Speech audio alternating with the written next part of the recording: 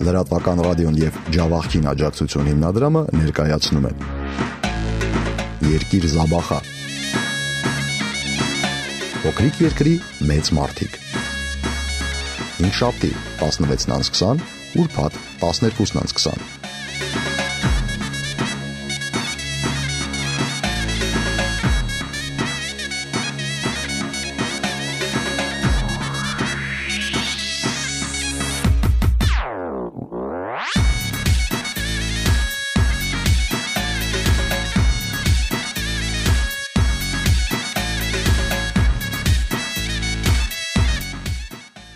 Բարև ձեզ հարգելի ռադիոընկերներ, եթերում Երկիր Զաբախա հաղորդումն է, տաղավարում ձեզ հետ Վահե Սարգսյանն է։ Այսօր մենք հյուրընկալել ենք Հայկական Հանդրագիտարանի գլխավոր խմբագիր տնօրեն պատվարժան պարոն Հովհաննես Այվազյանին։ Այսօր մենք խոսելու ենք բավականին եւ անհայտ եւ նաեւ շատ հայտնի մի մարդու մասին, խոսքը Վահագն Դեմիրճյողլյանի մասին է, հայ մեծանուն բանաստեղծ Դերենիկ Դեմիրճյանի հորեղբոր զավակը, ծնունդով Ջավախքից, թե ինչպիսի գիտնական է եղել եւ նա ինչ գիտական գործերով է զբաղվել, նրա կյանքի անհայտ եւ հայտնի մի շարք էջեր այսօր կփորձենք սիրելի ռադիոընկերներ ձեր ուշադրության ներկայացնել։ Պարոն Այվազյան, բարև ձեզ։ Բարև ձեզ։ Շնորհակալություն հրավերն ընդունելու համար։ Սովորաբար մենք մեր հերոսի կյանքի եւ գործունեություն սկսում ենք նրա մանկությունից, այսօր ավանդույթի երևի այդ չխախտենք, հա, Վահագն Դեմիրճյողլյանը այս Դեմիրճյողլյանների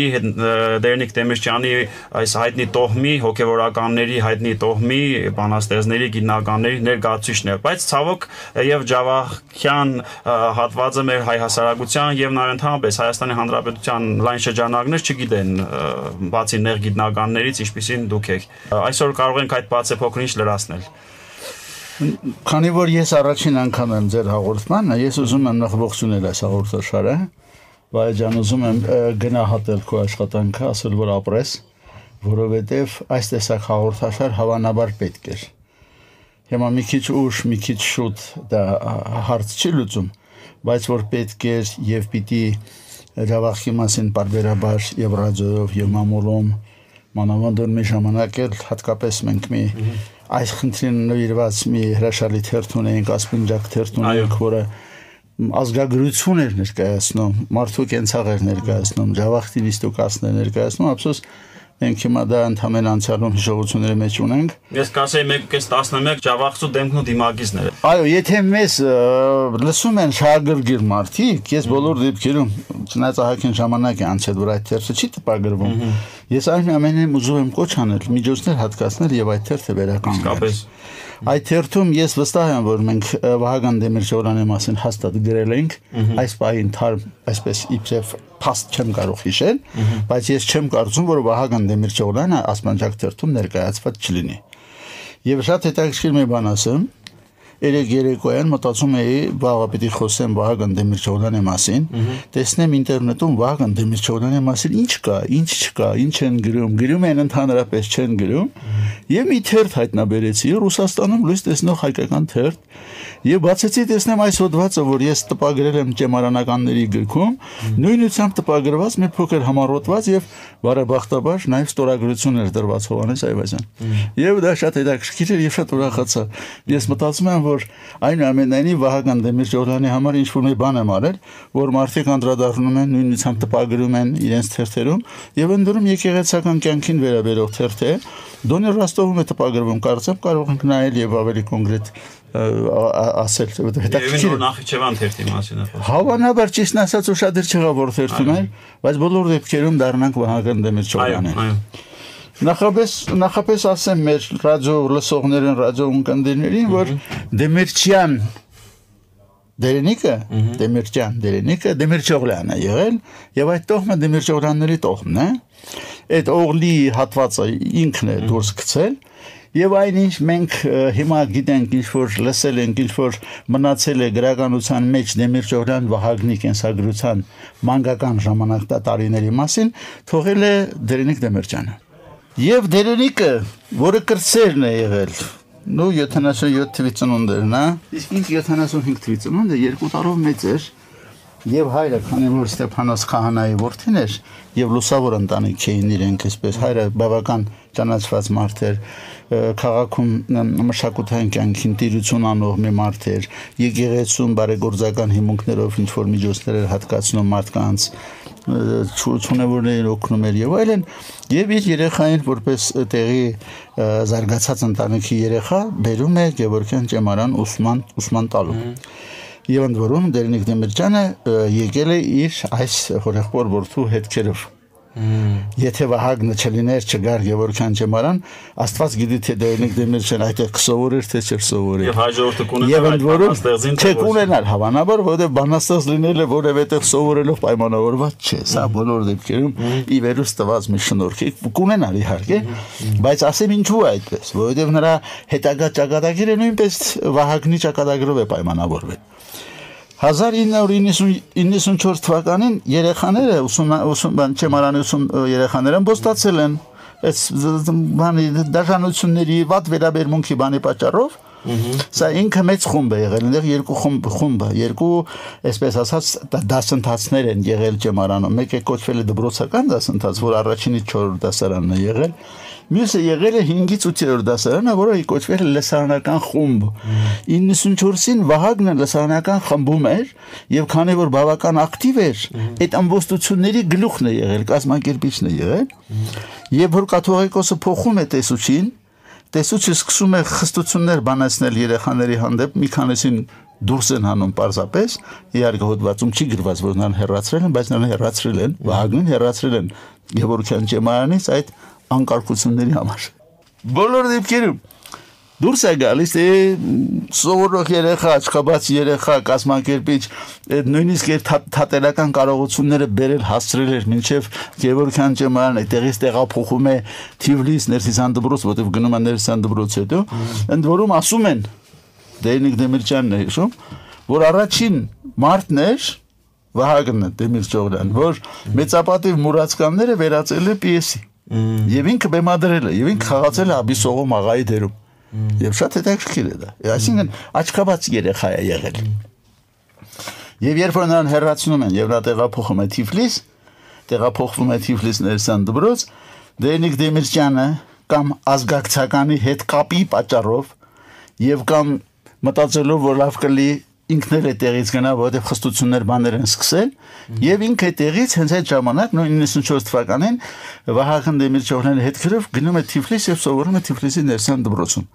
այսքանով Դեմիրճյան Դերենիկի եւ Դեմիրճյան Վահագնի այդպես ասած ազգակցական տոհմական մերձությունը ներկայացնենք ասենք էլի փաստենք սովորում ավարտում է Ներսիսյան դպրոցը Ներսիսյան դպրոցն ավարտելուց հետո նո մտածում են որ բանասիրական պատմության, ասենք բանասիրության ոլորտի մասնակից կարող է դառնալ, որովհետև գրականության արվեստի մարդ է ըստ էության նախատեսված։ Եվ անհասկանալ իրեն շատ տարօրինակ կերպով որոշում է դառնալ հոգևորական քահանա եւ արդահանում մոտ 12 տարի քահանայություն է անում։ Աշխարհից կտրված ըստ էության եւ ընդ որում նախապես որպեսզի չմոռանամ, ասեմ, որ նա երբեք Անդերկովկասի, Բանկովկասյան լեռնաշղթայի սահմանը չի կտրել, չի գնացել որևէ տեղ, որևէ գիտական կենտրոն, որևէ գիտնականի, կոնկրետ կենթանի գիտնականի հետ նա շփումներ չի ունեցել։ Այդ Դեմիրճյանի արդահանում լինելը դարձել Վահագնով էր պայմանավորված։ Դեմիրճյանի ես այդ չգիտեմ, որովհետև նա էլ հետո գնաց այնտեղ սովորեց։ Դեմիրճյանն էլ է գնացել։ Այո, եւ որովհետև այդ մասին չի ասվում, բայց պիտի ընդհանրել որ այդպես է, հատուկ չի ասվում։ Կամ էլ Գուցե կա ես տեղյակ չեմ, այդ էլ ասեմ։ Այո։ Այդ էլ խնդիրն է։ Վերջը, երբ որ հետո քահանայական գործ ավարտվում, հոգևորական գործ ավարտվում է, գալիս է Թիֆլիսում 12 թվականից մինչև 19-20 թվական աշխատում է Թիֆլիսի Ներսիսյան դպրոցի գրադարանում, նրանից հետո երբ որ արդեն անկախանում են պետությունները, Հայաստանի Հանրապետության առաջին հանրապետության մասին է խոսքը, լուրջ ռողկոմատ ինչ որ գրադարան է ունենում, գրասենյակ է ունենում, այնտեղից գալիս է այդտեղի աշխատում եւ այդպես մնում է Հայաստանում եւ այլևս որևէ տեղ չի գնացել։ Ինչն է այստեղ շատ հետաքրքիր։ Այն որ ինքը բանասիրական ոլորտի խառնվածքի մարդ էր, բոլորովին բանասիրությանը չեն վերաբերում իր շատ հետաքրքիր ուսումնասիրությունները։ Ես նորից եմ ուզում կրկնել, նա որևէ գիտական փորձնական կյանքի, փորձնական արդյունքների, փորձի, գիտական շկոլայի, հետաքննությունների, փորձերի կամ մեկնաբանությունների չի մասնակցել։ Այդ բովով չի անցել ընդհանրապես։ Այդ բովով չի անցել բոլորովին։ Եվ կարող էր, ասենք, կարելի էր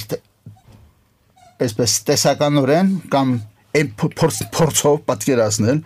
որ մարդը շատ այսպես լայն հորիզոնի դեր մարդ է, գիտությունը, գիտելիքը մամուլից կամ որևէ աղբյուրից այն ժամանակ բնականաբար այս հնարավորությունները կապի չկային, կարող էր ունենալ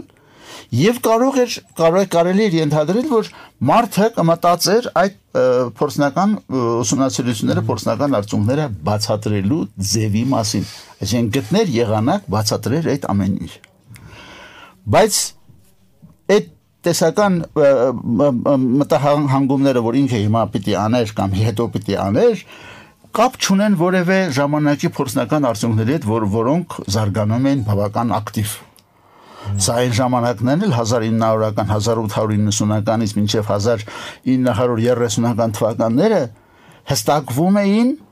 ֆիզիկայի եւ քիմիայի արմատները, հիմքերը։ Ատոմի կառույց, այդ ռադիոակտիվ տրոհում, ատոմի կառույցի տեսություն, քիմիական կապի տեսություն եւ այլն։ Այսինքն այն ժամանակվա խնդիրը, կարևոր խնդիրը, որ օդում կար փորձից ու բանից դուրս գաղափարի մեջ կար եւ փորձով ինչ որ մարդիկ ինչ որ հետաքրքիր բաներ են անում տարբեր տեղերում, Վահագն Դեմիրճովյանը տեղյակ լիներ չէր կարող, որովհետեւ կապի միջոց չուներ, որպեսզի այդ ամեն ինչին տեղյակ լիներ։ Բայց այդ հետաքրքիր է, որ այդ ժամանակի ամենակարևոր, ամենահիմնարար հարցերի մասին առաջարկություններ է արել ինքը։ Առաջարկել է քիմիական կապի տեսություն իր վարկածը, առաջարկել է ատոմի կառույցի իր վարկածը եւ առաջարկել է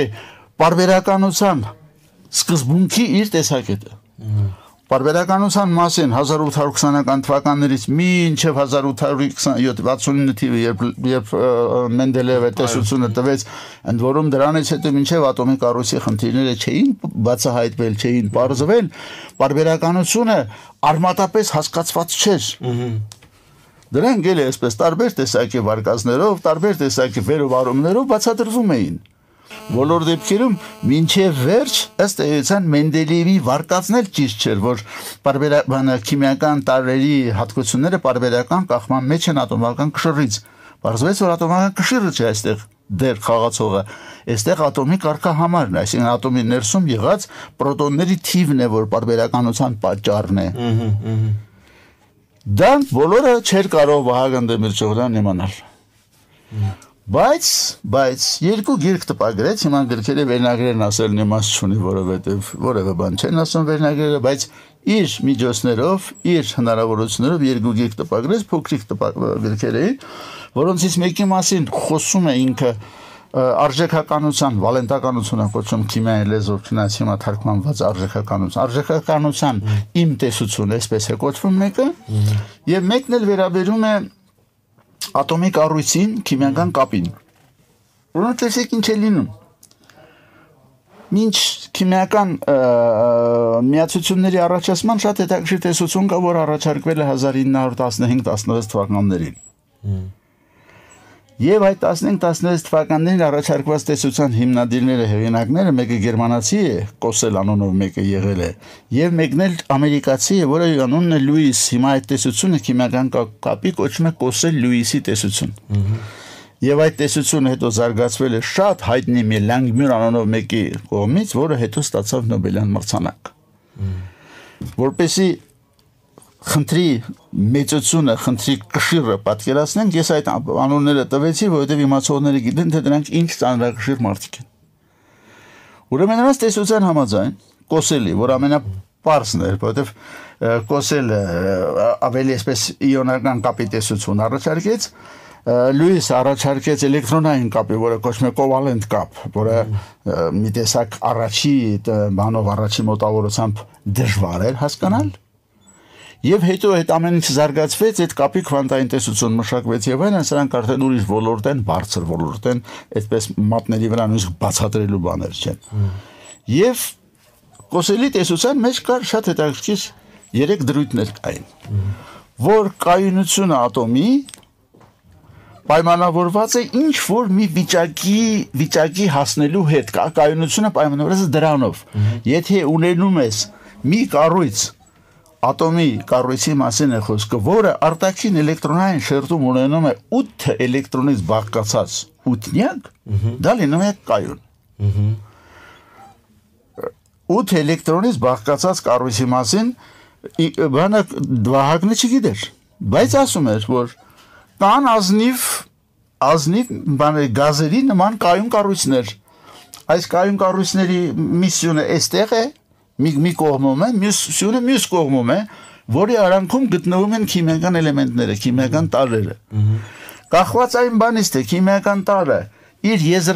եզրային ատոմներից, այսինքն իներտ գազերի ատոմներից ինչքանով են տարբեր, ուրեմն այդ տարբերությունը ինքը, որովհետև այդ իներտ գազերին համարում էր կատարյալ վիճակ, ուրեմն այս արանքի էլեմենտները հայտարարում էր թերզարգացած էլեմենտներ։ Այսինքն որպեսզի թերզարգացած էլեմենտը հասնի կատարյալ վիճակի, իր ունեցած ավելորդ բեռը կամ պետք է գցի կորցնի, կամ պետք է ինչ-որ մի բան ձեռք բերի եւ նմանվի հաջորդ իներտ գազին։ Կոսելի տեսությունն է մաքուր կոսելից 2 տարի առաջ։ Քիմիական միացություն առաջանալու համար, այստեղ էլեկտրոնը մի ատոմից պետք է փոխանցվի մյուս ատոմին։ Այս էլեկտրոնը որտեղից գնում է, այդ ատոմը լիցքավորում է դրական լիցքով։ Դրականով, մյուսը բացասականով, այո։ Մյուսը, որը գնում է բացասականով, այդ մյուս բացասական դրականը իրար միանում են եւ առաջանում է իոնական կապ։ Սա կոչվում է կապի իոնական տեսակ։ Այո։ Հիմա դառնանք Վահագն Դեմիչոլյանին։ Մեկը կորցնում է իր ավելորդ մասը, այդ կորցնողը ունենում է հակում, ինչ որ մի հակում ձեռք բերում միանալու։ Այո։ Այդ մյուսը, որը չի կարող կորցնել, որովհետև նրա պակասը քիչ է, նա պետք է անպայման ձեռք բերի։ Եվ անպայման ձեռք բերելու պայմանով ձեռք բերողն է դառնում է փաստորեն ձեռք է բերում հակում միանալու եւ այդ ձեռք բերողը եւ կորցնողը իրար միանում են։ Այստեղ պլյուս մինուսի եւ իոնական կապի մասին խոսք չկա, բայց կա քիմիական կապի մասին պատկերացում։ Այսպես հասկանամ, հա, ես այսինքն ինքը լրիվ անկախ լոկալ պայմաններում աշխարհահռչակ գիտնականների, լաբորատորիաների, փորձարկումների եւ այլնի համահավասար համահունչ կամ եւ նրանցից անտեղյակ ինքը եզրակացություններով անկախ առաջարկել է կապի տեսություն։ Այո, ինքը առաջարկել է քիմիական կապի տեսություն։ Արել է այն, ինչ որ գիտնականները դրա համար գլուխ էին կոտորում, ջարդում, իրար չհավանում, իրար գզում եւ այլն։ Հաջորդ կարևոր մի բան է։ Ուրեմն առաջարկել է հետևյալը, որ քանի որ տարրերը, էլեմենտները, քիմիական տարրերի մասին է խոսքը, ջրածնից սկսած մինչև վերջի էլեմենտը, պիտի ունենան, իրը թե ինչու պիտի ունենան, ինքը պիտի բացատրի, որովհետև դա բացատրել չի լինի հիմա, պիտի ունենան կենթանի, պիտի ունենան կոնկրետ վերջավոր թիվ, ամբողջական թվով պիտի զանգված ունենան։ Ինքը բանը այդպես էր մտածում։ Եվ քանի որ այս օրենքը չի պահպանվում, էլեմենտների, քիմիական տարրերի զանգվածի թվեր ամբողջական չեն։ Կոտորակով թվեր կան մեջները, հիմա էր որ նայում եք այդ տեսակ բաներ են։ Եվ ասում են, եթե այսպես է, նշանակում է այս տարրը, էլեմենտը, քիմիական էլեմենտը ունի ուրիշ մի տեսակել իր մեջ խառնված։ Ուրիշ մի տեսակել ունի իր մեջ խառնված, ինքը մաքուր չի, իրան նման, բայց իրանից տարբեր մի ուրիշ բան կա։ Եվ հիմա բոլորս գիտենք, որ իսկապես այդպիսի բաներ կան։ Դրանք կոչվում են իզոտոպներ։ Այսինքն նույն միջուկի լիցք ունեցող եւ տարբեր զանգվածի թվեր ունեցող քիմիական տարրերը իզոտոպներ են։ Եվ այս մարդը հայտարարեց այն ժամանակ 14, 15, մինչև 25-26 թվականները։ Մենք հիմա ունենք մաքուր ջրածինը մի պրոտոն ընդամենը։ Հիմա դեյտերիումը պրոտոնի հետ ունի նաեւ նեյտրոն։ Այդ մի լիցք ունեցողներն։ Իսկ տրիցիումը ունի նաեւ երկրորդ նեյտրոնը։ Այսինքն մենք ունենք այսօր մեր այսօրվա պատկերացում բաներով, այսօրվա գիտելիքի աշխարհով ունենք ջրածնի 3 իզոտոպ։ Նա այն ժամանակ, երբ որ հայտնի էր ընդհանրապես ջրածնի 1 իզոտոպը, սովորական շարքային ջրածինը, այդ տրամաբանությամբ առաջարկեց, որ պիտի լինի նաև ջրածնի երկրորդ իզոտոպը։ Այսինքն մեկ ինքը չգիտեր պրոտոնի մասին։ Ինքը չգիտեր նեյտրոնի մասին, նեյտրոնը որովհետև 1932 թվականին է հայտնագործվել։ Այդ ինքը խոսում էր դեռևս 20-25-ական թվականներին եւ այդ հայտնագործած ավելի շուտ մտքով ստեղծած այդ իզոտոպի անունը դրեց արմենիում։ Դաշկիր է։ Իսկ տարածում չգտավ, հա, այդպես էլ։ Դե տարածումներն է, որ դրանից հետո այդպես ալֆա եւ բետա տրոհումներ կային ռադիոակտիվ, անմիջապես դրանք հայտնաբերվեցին, բանա դեյտերիումը, տրիցիումը հայտնաբերվեցին եւ որևէ մեկը չհարմացավ, որ մեկը ժամանակին մտածել նրանք կիրառության մեջ մտավ ավել այդ անվանումներով մտավ, ոչ թե արմեն։ Հա, տրիցիում, դեյտերիում, տրիցիումները հիմա հայտնի են, գիտեն, որ այդպես ջրածինը 3 իզոտոպ ունի, այնպես որ իմանանք, որ ինքը կանխատեսել է, որ պիտի այդ տեսակ մի բան լինի եւ այդ տեսակ բանի անունը ինքը դրել է Արմենիում անունն է դրել, ինչպես հիմա տարբեր գիտնականների հայրենիքների անունով նոր հայտնագործված էլեմենտներն են կոչվում եւ այլն։ Հիշենք հայտնի Ավետիս Արձրունին, որը հանքաբան էր խոշոր եւ նրա Արձրունի միներալը, եւ մի ուրիշ մի խնդիր կար, որ այդ ժամանակ շատ կարեւոր խնդիր էր նաեւ բարբերականության հարցն էր։ Բարբերականությունը ինչու է բարբերական փոխվում քիմիական էլեմենտների հատկությունները, բարբերական էլեմենտը, որ հիմա կառուցվել է, խմբեր ունենք, ենթախմբեր ունենք, զրոյական խումբ ունենք, ազնիվ գազեր ունենք, չգիտեմ ինչեր ունենք, տարբեր տեսակի բաներ ունենք,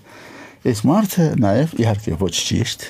այստեղ արդեն բավական այսպես մոտավոր պատկերացում, բայց ինքը իմացել այդ մասին, եւ այդ մասին առաջարկություններ արել, որ բարբերականությունը պիտի որ պայմանավորված լինի միջուկի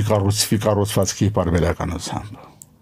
Բարբերականությունը հետո իհարկե այնտեղ բորի տեսություն եղավ, ռեզերվորդի տեսություն եղավ, կապեցին արտաքին էլեկտրական շերտի քանակով եւ այլնով, բայց բոլոր դեպքերում եթե մարդը ժամանակին օդում, այսինքն մթնոլորտում շրջող կարևոր հարցերի մասին ինչ որ բան է ասում բոլոր դեպքերում, դրանք նույնպես կարևոր են անկախ այն բանից, ճիշտ են, սխալ են։ Մի հարց եւս կուզեի անել, պարոն Այզեն, որպեսզի շատ բաներ կարդամ դեռ այստեղ։ Լիարժեքը լինի, ես կուզենայի նրա ստեղծագործական միջավայրը որտեղ է եղել, որ քաղաքում կոնկրետ Թիֆլիսում եւ նրա Թիֆլիսում ըստ էության ինչ արել է Թիֆլիսում է արել, հետո ամփոփել է ըստ էության Երևան գալուց հետո, որտեղ լույս ժողկոմատի ինչ որ մի գրասենյակում աշխատելիս ամփոփել է։ Նրա մի գրքերից մեկը փոքր գրքեր, ես դրանք տեսել եմ, կարդացել եմ, ուսումնասիրել եմ ավելի շուտ, մեկը 14-ին է լույս տեսել, մեկը 26-ին, 14-ին լույս է տեսել Թիֆլիսում, 26-ին լույս է տեսել Երևանում։ Եվ հայտնի է, որ օրինակ Տերենիկ Տեմիրճյանը գաղտնիք չի, որ այնքան էլ սերտ կապ չի ունեցել բնիր ծննդավայրի Ջավախքի հետ, իսկական այցելությունները հաճախակի չեն եղել։ Վահագն Դեմիրճյանը հետևել այս օրինակին, թե առավել սերտ է եղել կապը Ջավախքի հետ, ախալքալակ շուտ է այցելել։ Ինձ հատկապես այդպես կապի կտրվածքով այդ խնդիրը չի հետազոտվել, այս մարդը եղել է ըստ էության Թիֆլիսում ավարտելուց հետո անցել է Արդահանից եկել է Թիֆլիս, Թիֆլիսից եկել է Երևան։ Իսկ թե Ջավախքի ժամանակ կգնար ինչով կզբաղվեր, ինչ կաներ, ես հիմա չգիտեմ, որովհետև տեղեկություններ չունեմ, պարզապես չունեմ։ Հիմա ես ուղղակի այսպեսի մի բան ասեմ, այս մարդը փորձել է կապ գտնել նաև տարբեր մարդկանց հետ։ Մոսկվա է ուղարկել իր առաջին ուսումնասիրությունները, գրաֆիկներ է կազմել ատոմի կառույցի եւ այլն մասին, եւ եղել է շատ հայտնի մի Խախանյան, Գրիգոր Խախանյան, երևի պիտի իմանաս նրա արձանը մեզ մոտ բանում դրված է բանը Սաթխայի ճանապարհի գեներալական այդ բանը, հիշեցի։ Հա, նա էլ Ներսիսյան դպրոցի շրջանավարտ է, կապ են ունեցել իրար հետ, եւ նրա միջոցով իր գործերն ուղարկել է Մոսկվա Դիմիրյազևին։ Միրյազևին որպեսի բան լինի եւ հիմա տես ինչ են գրում այդտեղ ինչ են գրում Մոսկվայից իրեն որպեսի բան անենք էլի ինչպես դու ասացիր ամբողջացնենք կերպարը նայի ինչ են գրում այդ մասին որովհետեւ դա շատ կարեւոր է Աշխատությունը կոչվում է Արժեքականությունը եւ ատոմի կառույցը գիրքը, որը գրել է 1926 թվականին։ Իր այդ աշխատության մասին գիտնական մասնագետների կարծիքն ստանալու համար ձեռագիրը 1925 թվականի նոյեմբերին իր զարմիկ, այստեղ զարմիկ է ասում, այս զարմիկ լինելու հանգամանքը ես չեմ բարձել, ներողություն եմ խնդրում, հայտնի զինվորական, քաղաքացիական պատերազմի հերոս Կոմկոր Գրիգոր Խախանյանի միջոցով ուղարկել է Մոսկվայի համալսարան պրոֆեսոր Դիմիրյազևին ծանոթանալու եւ գրախոսման համար։ Խախանյանը Դեմիրճյոլյանին նամակով տեղեկացրել է։ Դիմիրյազևն ասաց, որ քո ամբողջ աշխատանքը լուրջ է։ Իսկ եզրակացությունները հիմնականում ճիշտ, որ մինչև օրս ատոմի կառույցի մասին որոշակի ոչինչ չկա եւ որ Ռեզերֆորդը միայն ենթադրություններ է արել եւ ոչ որոշակի եզրակացություններ։ Իսկ Դեմիրյազովի նամակին կից եզրակացության մեջ կարդում ենք հետեւյալը. Հեղինակը Դեմիրճողլյանը ձգտում է քիմիական տարրերի կառուցվածքի իր մշակած տեսության օգնությամբ բացատրել ինչպես տարրերի քիմիական հատկությունները, այնպես էլ նրանց միացությունների հատկությունները։ Բոլորովին անկախ ճանապարհով նա հանգում է կոսելի, լանգմյուրի եւ այլ հետազոտողների ստացած արդյունքներին եւ միմյանց է կապում մեծ փաստական նյութեր։ Սա աշխատանքի դրական կողմն է։ Թույլ կողմերից է այն, որ բոլորովին բացակայում են նրա ընդունած ատոմների կառույցի սխեմաների տեսական հաշվարկները, այն ժամանակ տեսություն կար, հաշվարկներ կային, նոր զարգանում էր նաև քվանտային տեսությունը, իսկ Դեմիրճողլյանը այդ տեսությունից իհարկե բնականաբար ման չուներ, գաղափար չուներ, որի պատճառով չբացահայտված է մնում այդ սխեմաների կայունության հարցը։ Եվ հաջորդ կարևոր բանը, որ ռադիոլսողը թող իմանա։ Երևանում 23 թվականին, երբ որ այդ ձեռագիր վիճակում գրքի ծանոթանում է ձեռագրին հայտնի քիմիկոս մի մարդ, որը հետո հիմա մեր քիմիայի պատմության մեջ մնացել է Լևոն Ռոտինյան ազգանունով մեկը կա, որը մնացել է որպես Հայաստանի ֆիզիկայի հիմնադիր անձնավորություն, գրում է. Տարրերի կառուցվածքի բնագավառում Դեմիրճողլյանը կարողացել է դեռևս 14 թվականին ըստ երևույթին անկախ եւ միաժամանակ կամ թերևս ավելի շուտ, քան գերմանացի գիտնական Կոսելը եւ դանիացի գիտնական Բորը ոչ կատարյալ եւ ոչ գիտական ձևով հայտնել մտքեր, որոնք մեծ հետաքրքրություն առաջացրել գիտության մեջ։ Եվ Դեմիրճողլյանն էր դարձյալ, որ ճիշտ կանխատեսեց ազնիվ գազերի կառուցվածքը եւ ճիշտ տեղադրեց այդ կառուցվածքը տարրերի հատկությունների արժեքականության հիմքում։ Աշխատանքը քննարկելիս անմիջապես աչքի է զարնում սերը գիտության նկատմամբ, լարված ու կենտրոնացված աշխատանքի ընդունակությունը, անսահման աշխատասիրությունը եւ տարածական պատկերացման յուրահատուկ ընդունակությունը։ Եթե Դեմիրճողլյանը ժամանակին կրթություն ստացած եւ համապատասխան միջավայր ընկած լիներ, ապա իդեմս նրա մենք կունենայինք մի ականավոր գիտնական։ Սա ասում է Լևոն Ռոտինյանը։ Եվ վերջապես նա փորձում է նամակ գրել նաեւ Ռեզերֆորդին, որ այդ միջուկի կառույցի հայրն է կոչվում։ Միջուկային ֆիզիկայի հայրը նրան պատասխանել է նրան եւ նրա որոշ պատկերացումներին հավանություն է տվել, ասում են։ Եվ այսպես վերջաբանի փոխարեն հիմա կարդանք նաև այս կտորը, որ Դեմիրճողլյանը գիտնականի անգնահատելի շնորհից բացի օժտված էր նաև նկարիչի, քանդակագործի եւ բանաստեղծի ձիրքերով։ Թողել է քնարական բանաստեղծությունների մի քանի տետր, իսկ քանդակներից մեկը հայ արքաների մարմարե խորաքանդակը պահվում է որտեղ Լուվր թանգարանում։ Լավ է։ Շնորհակալություն պարոն Այվազյան, իսկապես ես արդեն նկատեցի, որ երկու հանգամանք են ստիպել ձեզ այսքան բուրըն ձևով նվիրվել այս գիտնականի կյանքի եւ գործունեության ուսումնասիրմանը, մեկը որ դուք նույն մասնագիտության անձնավորություն եք, այո, քիմիայի բնագավառն է ձեզ մղել, եւ մյուսը անշուշտ ձեր համերգրացի լինելու հանգամանքն է, դուք Ջավախքի փոքր Խանչալի գյուղից ծնունդով, Վահագն Դեմիրճողլյանը Ախալքալակ քաղաքից։ Շնորհակալություն պարոն Այվազյան, հարգելի ռադիոընկերներ, այս շատ հետաքրքիր հաղորդումը պատմում էր Վահագն Դեմիրճողլյանի մասին, ինչպես տեսակ Վահագն Դեմիրճողլյանը Դեմիրճողլյանների տոհմի նշանավոր ներկայացուցիչներից մեկն է։